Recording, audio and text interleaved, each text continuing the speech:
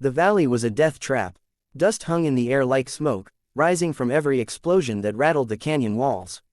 The SEAL team huddled behind shattered rocks, pinned by heavy machine gun fire from insurgents hidden in the ridges above. The extraction point was blown, and their radio crackled with static. "Eagle Command, this is Bravo 2, the SEAL team leader shouted into his mic, voice tense but steady. "We're pinned down and low on ammo. We need air support, now." There was a pause, too long for comfort. Then a calm female voice cut through the noise. "Copy, Bravo 2. This is Valkyrie 1. Hold your positions. I'm inbound." The SEALs glanced at each other. Valkyrie 1, none of them recognized the call sign. "Wait, A-10 support," one of them muttered. "They said no one could fly that low through this canyon. It's suicide." "Guess someone didn't get the memo," the team leader said grimly.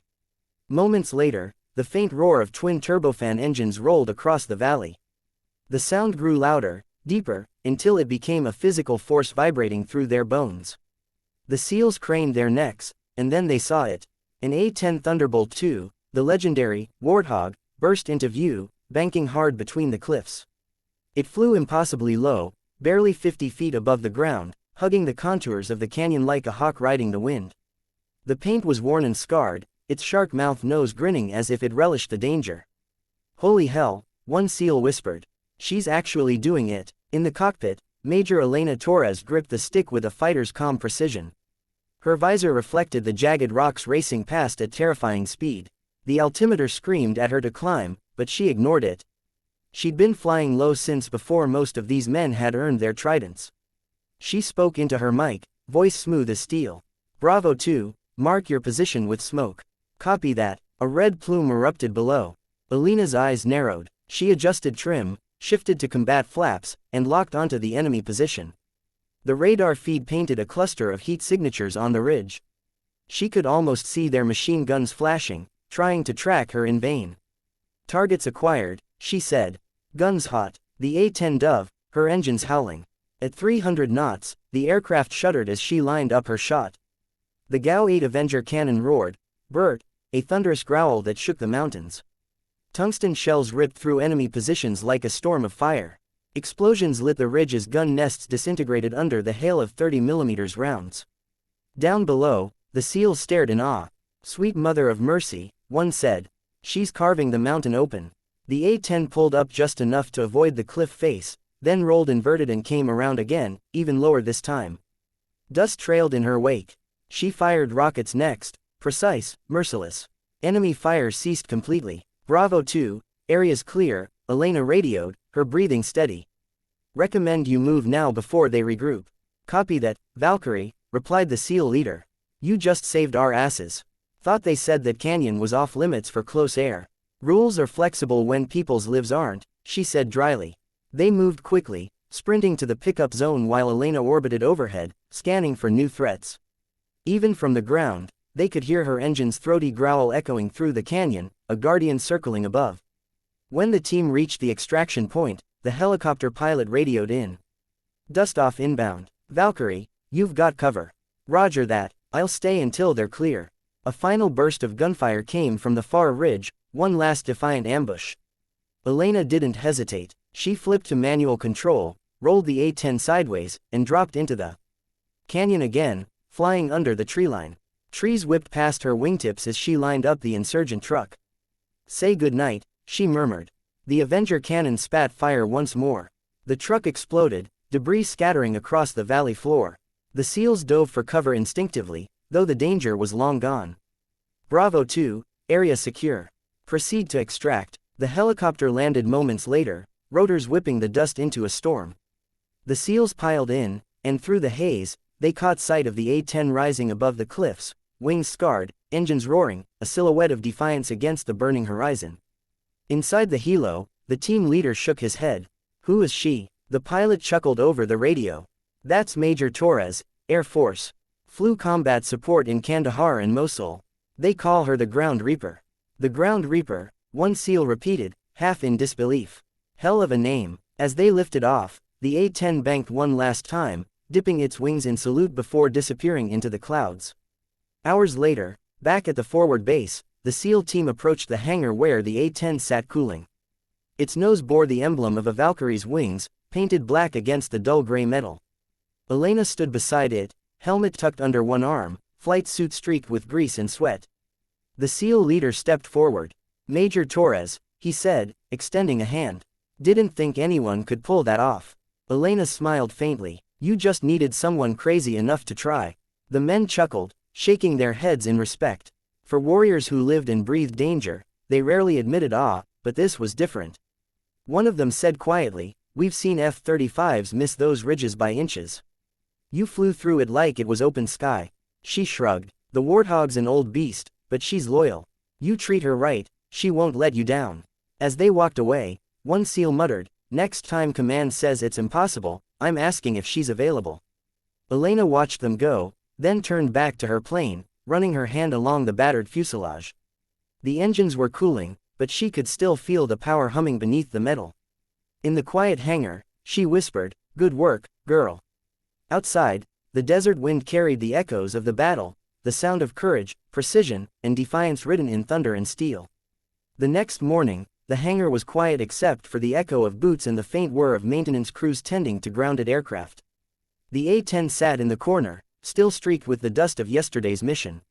Its scars were its medals. Major Elena Torres stood outside the debriefing room, helmet under her arm, uniform crisp, expression unreadable.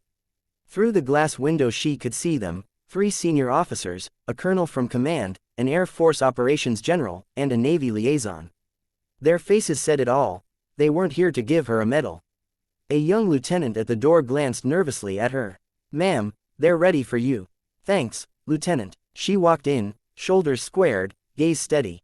The air was thick with tension before a single word was spoken. "Major Torres," said Colonel Reeves, the operations chief.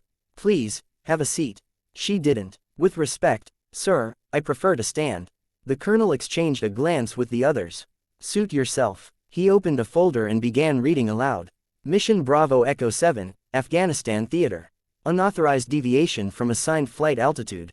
Violation of safe operating procedures for canyon engagement. You disregarded direct orders from Air Command to hold at 6,000 feet. Care to explain?" Elena clasped her hands behind her back. "Yes, sir." The SEAL team was pinned with zero air cover.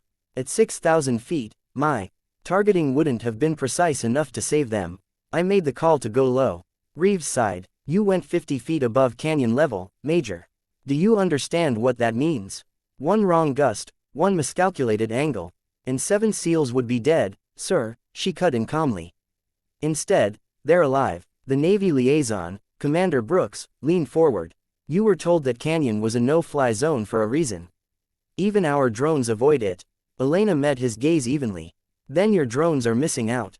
The room went quiet. The general, an older man with silver hair and a voice that could cut stone, finally spoke. "You have a record of insubordination, Major. This isn't the first time you've made unconventional decisions in the field." She didn't flinch. "No, sir, it's not." He studied her for a long moment. "You're aware your actions yesterday could have cost us an aircraft worth over $30 million. Elena's voice dropped to a quiet intensity. "Sir, I wasn't flying a $30 million aircraft yesterday. I was flying 7 human lives out of an ambush."